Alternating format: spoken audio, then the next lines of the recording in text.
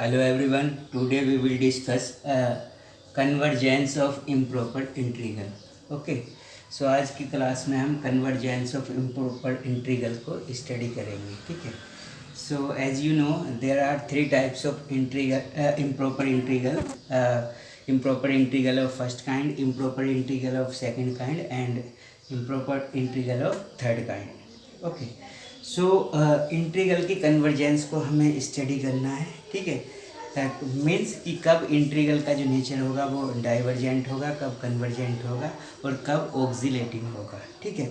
सो सबसे पहले हम जो स्टडी करेंगे वो स्टडी करेंगे convergence of improper integral of first kind. Okay. So आज हम convergence of improper integral of first kind. So first kind की बात करेंगे आज हम कन्वर्जेंसी में. ठीक है. सो देखिए, सो आज हम स्टडी करेंगे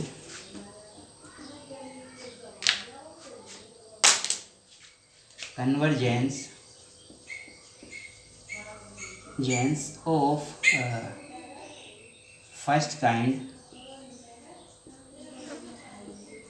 improper convergence of first kind improper integral.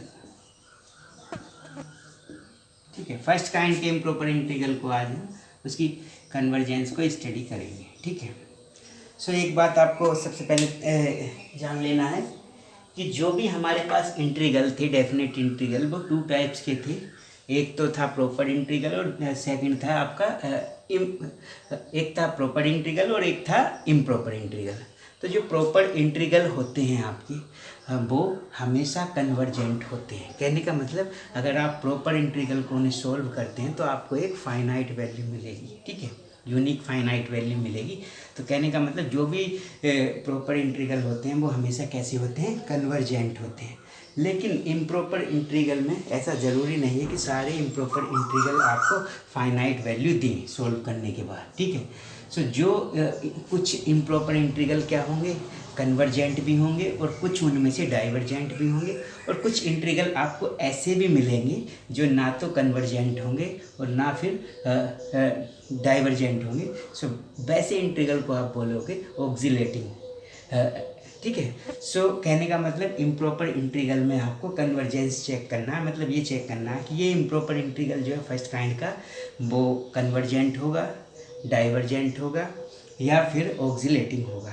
अब हमें समझना है कि कन्वर्जेंट कब होगा, डाइवर्जेंट कब होगा और ऑक्सिलेटिंग कोई इंटीग्रल कब होगा. तो देखिए इन सब चीज़ों को हम समझ लेते हैं. ठीक है. अब फर्स्ट काइंड की बात कर रहे हैं हम. तो फर्स्ट काइंड में आपको पता है कि ये जो इंटीग्रल है आपका a to b f(x) ये फर्स्ट काइंड का इम्प्रॉपर इंटीग्रल कब होता है कि जब इंटीग्रेशन की जो लिमिट्स हैं वो कैसी हो जाएं, इनफाइनाइट. मतलब या तो ये दोनों लिमिट कैसी हो जाएं, इनफाइनाइट, या इन दोनों में से कोई भी एक लिमिट क्या हो जाए आपकी, इनफाइनाइट हो जाए और फंक्शन बाउंडेड रहे.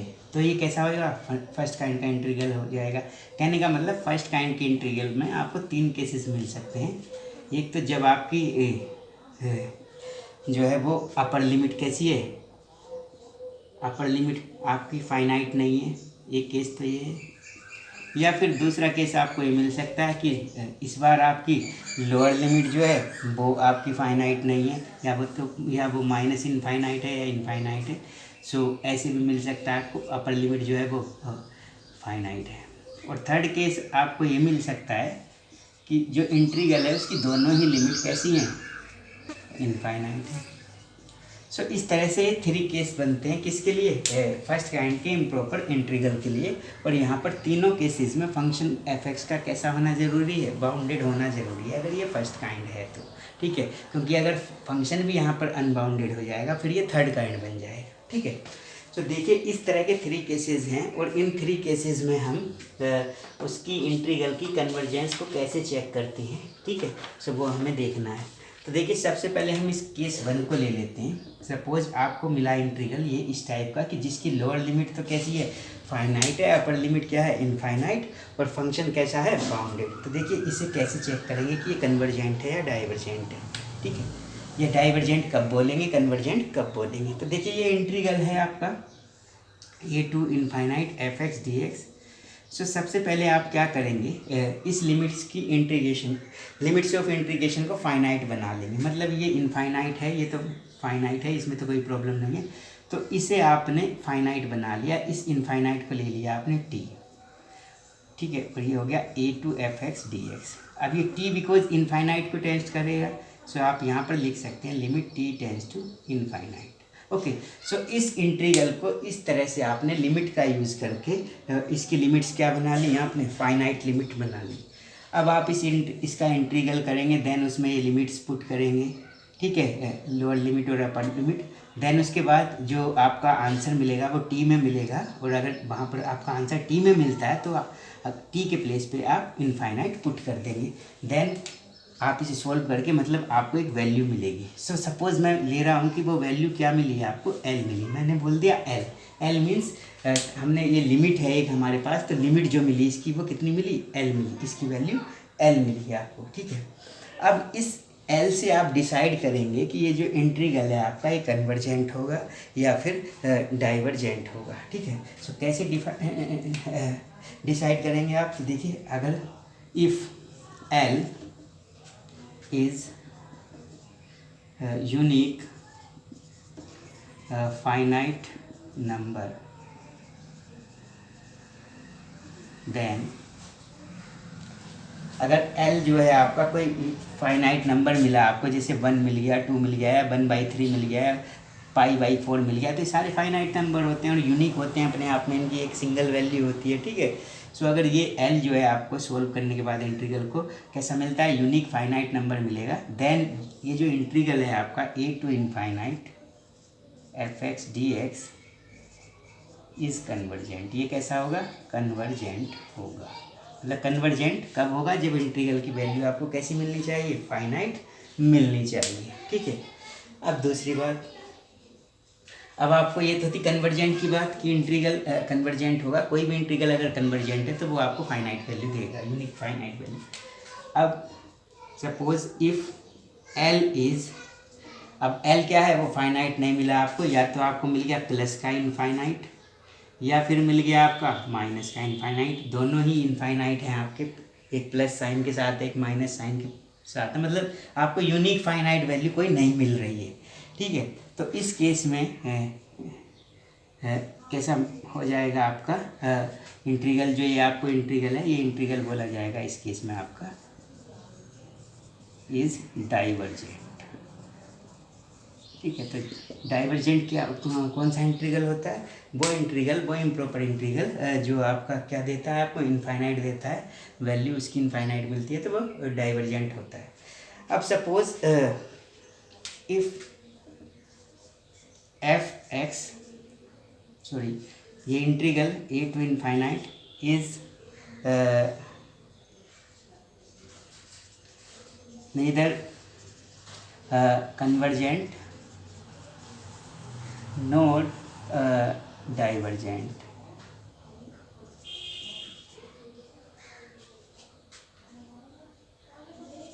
अगर ये इंटीग्रल जो है आपका ना तो कन्वर्जेंट है ना ही डाइवर्जेंट है, देन इसे आप बोलेंगे it is said to be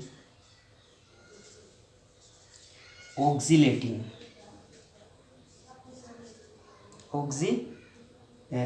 ऑक्सिलेटिंग बोल देंगे इसे,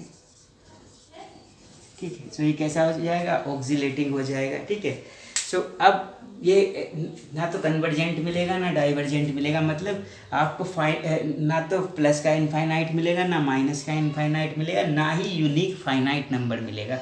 मतलब जो नंबर आपको मिलेगा वो ऑक्सिलेटिंग नेचर का नंबर होगा यहाँ पर, ठीक है। सो वो फिक्स नहीं होगा, ठीक है। सो कहने का मतलब वो यूनिक फाइनाइट नंबर आपको नहीं मिलेगा।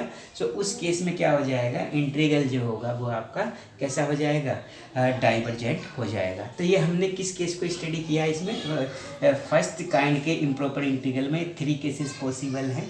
आपके सामने है, ठीक है। सो इन केसेस में आप फर्स्ट केस को मैंने स्टडी कर लिया। कन्वर्जेंट कब होता है कि पहले तो आप इसे फाइनाइट लिमिट्स में कन्वर्ट कर देंगे और इसे सॉल्व करके सपोज एल वैल्यू मिलती है और एल एक यूनिक नंबर है, फाइनाइट यूनिक नंबर है, तो कन्वर्जेंट। और अगर एल जो है आपका ये फाइनाइट आता, इनफाइनाइट आता है, प्लस का या माइनस का, इनफाइनाइट आता है तो डाइवर्जेंट। और अगर ना तो ये कन्वर्जेंट है ना फिर डाइवर्जेंट तो कैसा हो जाएगा, ऑक्सीलेटिंग हो जाएगा। तो ये तो था इसका केस वन। केस वन को इस तरह से स्टडी करना है हमें, ठीक है। इसके बाद हम केस सेकंड को ले लेते हैं इसके।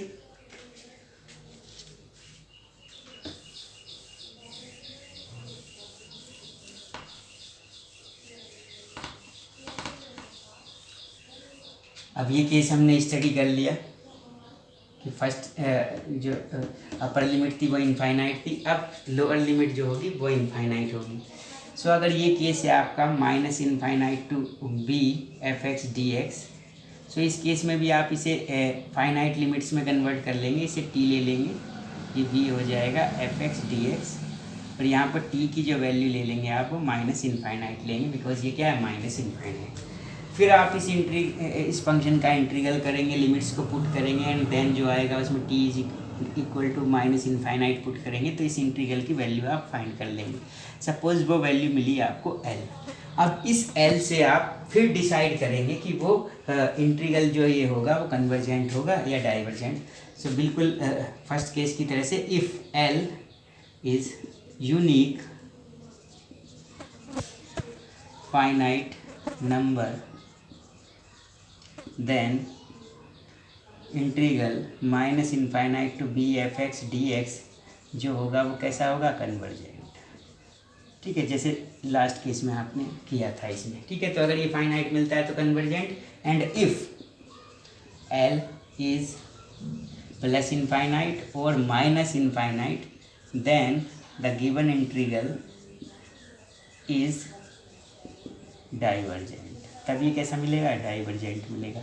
And if 0 to minus infinite to B F x D x neither convergent nor divergent, मतलब ना तो ये कन्वर्जेंट है ना डाइवर्जेंट है, तो कैसा मिलेगा फिर ये, then integral minus infinite to B F x D X is oscillating, तो तब ये कैसा मिलेगा, ऑक्सीलेटिंग मिलेगा, ठीक है। सो ये ऑक्सीलेटिंग हो जाएगा तब उस केस में, ठीक है।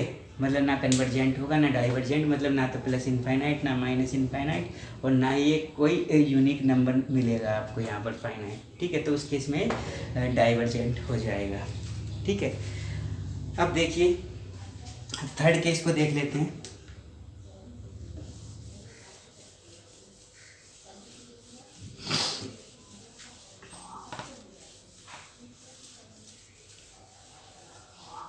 अब सपोज आपको मिलता है थर्ड केस की तरह से इंटीग्रल आपको फर्स्ट काइंड का, सो ये है minus infinite to infinite F x D x, ठीक है। सो अब देखिए इस केस के इंटीग्रल को आप किस तरह से सॉल्व करेंगे ये आपको समझना है, ठीक है। सो ये तो था आपका फर्स्ट एंड सेकंड केस को आप स्टडी कर चुके हैं, तो थर्ड केस को देखना है अब आपको,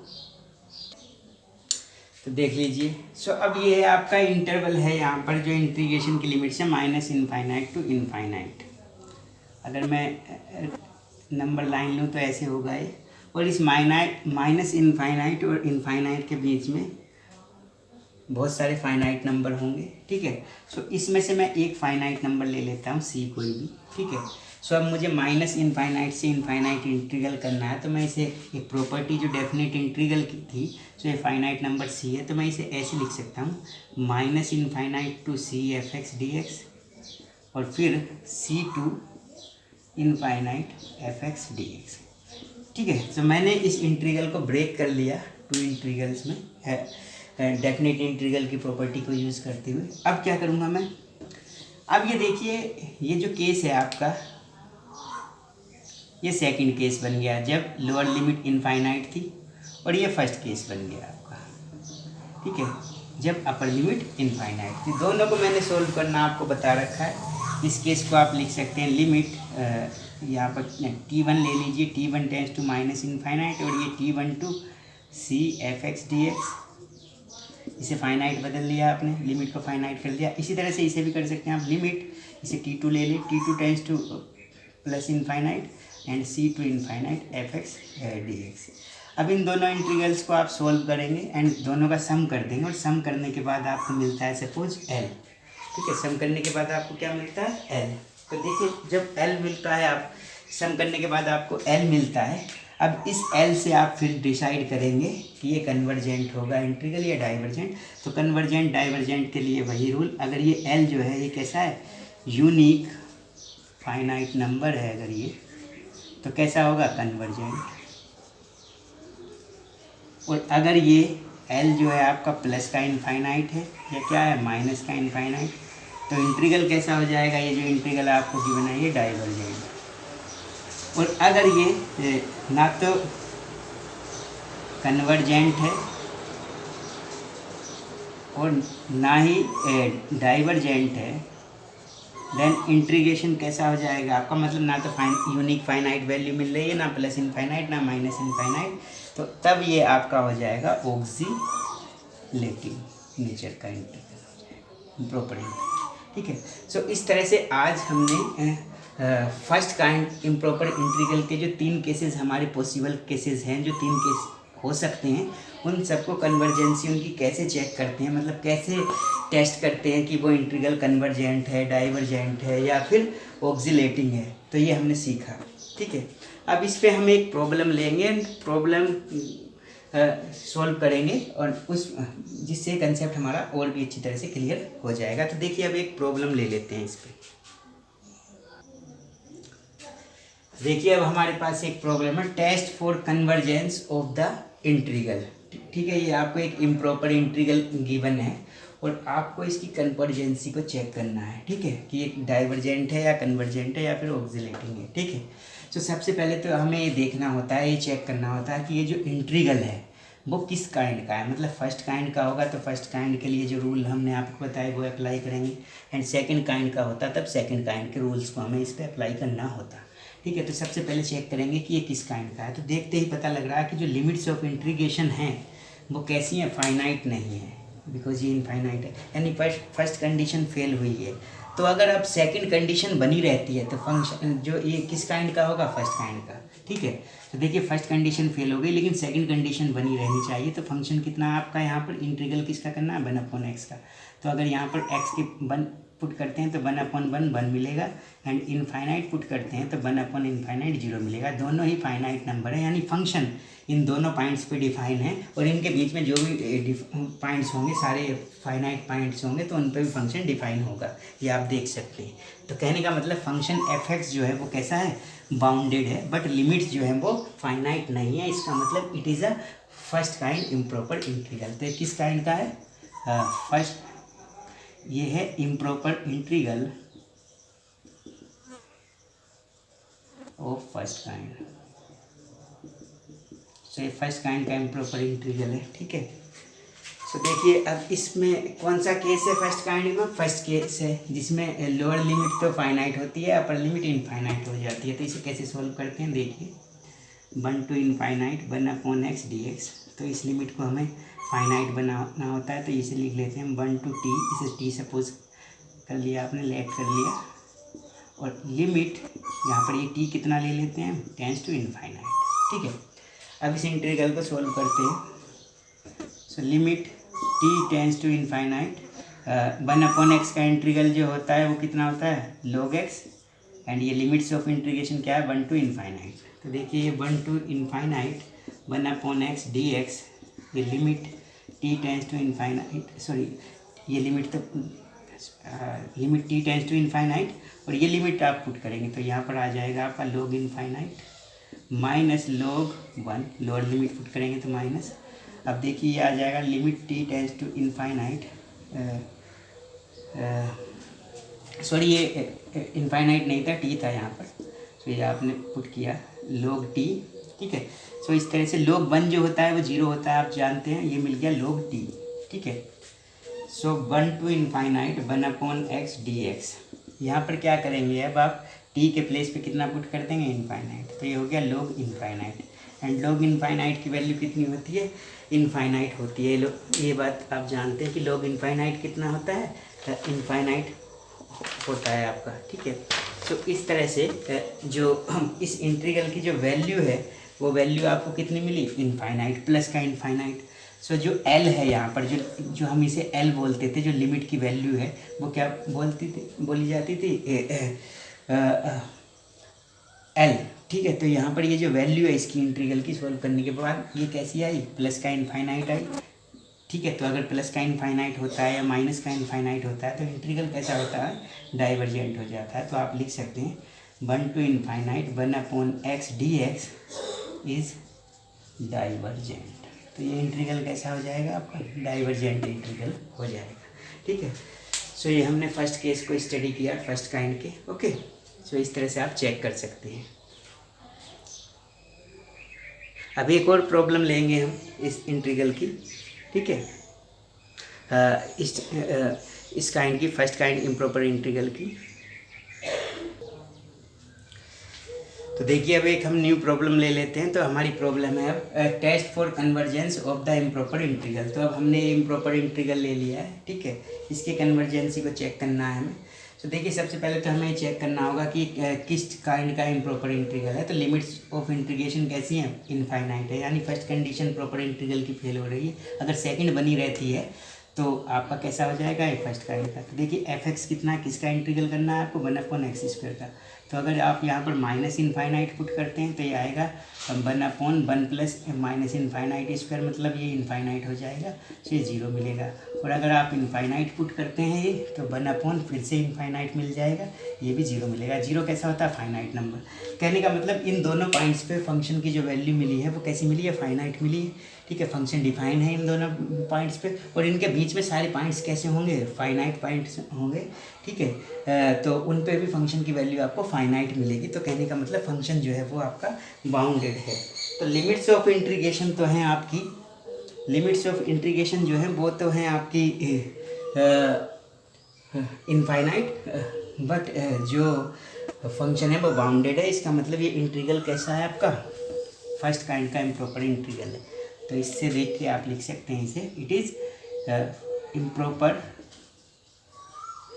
इंटीग्रल ऑफ फर्स्ट काइंड, ठीक है। अब फर्स्ट काइंड में भी केसेस होते हैं, first case, second case, third case. तो ये थर्ड केस है जब दोनों लिमिट्स कैसी हैं, इनफाइनाइट। तो ये क्वेश्चन हमने लिया है। इस क्वेश्चन में फर्स्ट केस को तो हम स्टडी कर चुके हैं इससे पहले, सेकंड केस भी इसी में स्टडी हम कर लेंगे जब इसे कन्वर्ट करेंगे हम, ठीक है। तो देखिए कैसे सॉल्व करते हैं हम इसे, solution minus infinite to infinite dx/1 + x²। तो मैंने बोला था इस केसेस में माइनस इनफाइनाइट से लेकर इनफाइनाइट है और इसके बीच में बहुत सारे पॉइंट्स होते हैं आपके, ठीक है, फाइनाइट पॉइंट होते हैं। तो ठीक है, अब मैं इसमें कोई एक फाइनाइट पॉइंट ले लूँगा, ठीक है। और मैं इसमें एक पॉइंट ले रहा हूँ 0, ठीक है। 0 इसलिए ले रहा हूँ क्योंकि कैलकुलेशन मेरी ईजी हो जाएगी थोड़ी। तो अब मैं इस इंटीग्रल को ब्रेक कर सकता हूँ, minus infinite to 0 dx/1 + x² plus 0 to infinite dx/1 + x²। अब ये फर्स्ट काइंड में है, फर्स्ट केस हो गया जब लोअर लिमिट जो होती है वो कैसी होती है आपकी, ये दोनों केसेस आ गए आपके कि एक बार तो लोअर लिमिट जो है वो कैसी है, इनफाइनाइट है, एक बार अपर लिमिट इनफाइनाइट है। तो दोनों केसेस इसमें स्टडी हो जाएंगे आपके। और ये थर्ड केस तो स्टडी हो ही गया बिकॉज ये थर्ड केस को हम फर्स्ट और सेकंड केस में कन्वर्ट कर लेते हैं। तो देखिए कैसे करेंगे आप solve. So minus infinite to infinite dx/1 + x²। So इसे आप लिमिट में कन्वर्ट करेंगे, फाइनाइट लिमिट में। तो ये t1 कंसीडर कर सकते हैं। So t1 tends to minus infinite and t1 0 dx/1 + x²। And ये हो जाएगा लिमिट t2 कंसीडर कर सकते हैं इनफाइनाइट को। तो t2 0 to t2 और dx/1 + x², ठीक है। अब इसका इंटीग्रल करना है आपको। एंड आप जानते हैं 1/1 + x² का जो इंटीग्रल होता है वो कितना होता है, tan इनवर्स x। तो ये tan इनवर्स x हो जाएगा, लिमिट हो जाएगी t1 to 0, यहाँ पर भी इसका इंटीग्रल कितना हो जाएगा, टेन इनवर्स ही होगा, टेन इनवर्स एक्स, ठीक है, T two tends to infinite हो जाएगा, तो ये हो जाएगा टेन इनवर्स एक्स एंड ये 0 to t2। अब देखिए limit t1 tends to infinite minus का ये हो गया tan inverse 0 minus tan inverse t1, ये हो गया आपका limit t2 tends to infinite tan inverse t2 minus tan inverse 0। अब आप जानते हैं टेन इनवर्स 0 तो कितना होता है, टेन इनवर्स 0 कितना होता है, 0, तो ये तो 0 हो जाएगा, तो यहाँ पर बचा आपका माइनस टेन इनवर्स t1। यहाँ पर limit t2 tends to infinite, ये 0 हो जाएगा टेन इनवर्स 0, तो ये हो गया टेन इनवर्स t2। अब यहाँ पर t1 के प्लेस पे आप माइनस इनफाइनाइट रखेंगे, तो minus tan inverse minus infinite and plus ये हो जाएगा टेन इनवर्स माइनस यहाँ पर इनफाइनाइट पुट कर देंगे। अब देखिए आप यहाँ पर ये टेन इनवर्स है माइनस इनफाइनाइट, तो मैं आपको ये बात पता है कि टेन इनवर्स माइनस एक्स जो होता है वो कितना होता है, माइनस टेन इनवर्स एक्स होता है, मतलब ये माइनस बाहर आ जाता है तो ये प्लस हो जाएगा। सो ये हो जाएगा आपका, आप लिख सकते हैं इसे, यहाँ पर लिख सकते हैं ये इंटीग्रल है आपका minus infinite to infinite d x upon one plus x square. So ये मिल गया आपका, ये माइनस बाहर आ जाएगा तो टेन इनवर्स इनफाइनाइट एंड ये भी कितना है, tan inverse infinite, tan inverse infinite, tan inverse infinite कितना हो गया, टू टेन इनवर्स इनफाइनाइट। और टेन इनवर्स इनफाइनाइट की वैल्यू कितनी होती है, टेन में इनफाइनाइट वैल्यू कब मिलती है, जब ten pi by two infinite होता है, यानी टेन इनवर्स इनफाइनाइट कितना होगा, पाई बाई टू, तो ये कितना हो जाएगा, टू इंटू इसकी वैल्यू कितनी होगी, पाई बाई टू, ये टू से टू कैंसिल हो जाएगा। तो ये जो वैल्यू मिली है आपको इस इंटीग्रल की सोल्व करने के बाद, तो वो वैल्यू कितनी मिली है आपको, वैल्यू मिल रही है आपको पाई, एंड पाई क्या होता है, पाई को आप लिख सकते हैं विच इज़ फाइनाइट नंबर। सो ये कैसा नंबर मिला आपको, फाइनाइट और यूनिक नंबर मिला आपको। ये कैसा होता है, यूनिक भी होती है इसकी वैल्यू और फाइनाइट भी, ठीक है। सो देखिए अब आप ये जब ये फाइनाइट मिलता है तो क्या लिख सकते हैं आप, so integral minus infinite to infinite, minus infinite to infinite one D x upon one plus x square is convergent. तो कैसा इंटीग्रल है, कन्वर्जेंट है। और किस पे कन्वर्ज हो रहा है, पाई पे। तो आप इसे ऐसे भी लिख सकते हैं, integral minus infinite to infinite d x upon one plus x square converges, ये कन्वर्जेज है जेज टू, किस पे, पाई पे।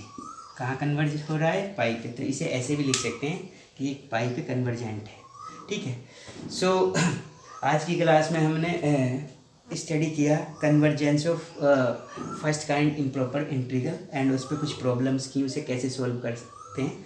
तो आई होप ये कंसेप्ट आपको क्लियर हो गया होगा। तो इस तरह से आप फर्स्ट काइंड के जो इम्प्रॉपर इंटीग्रल होते हैं, ठीक है, सो उनकी कन्वर्जेंसी को टेस्ट कर सकते हैं कि वो कब कन्वर्जेंट होंगे और कब डाइवर्जेंट होंगे या कब ऑक्सीलेटिंग होंगे। ओके।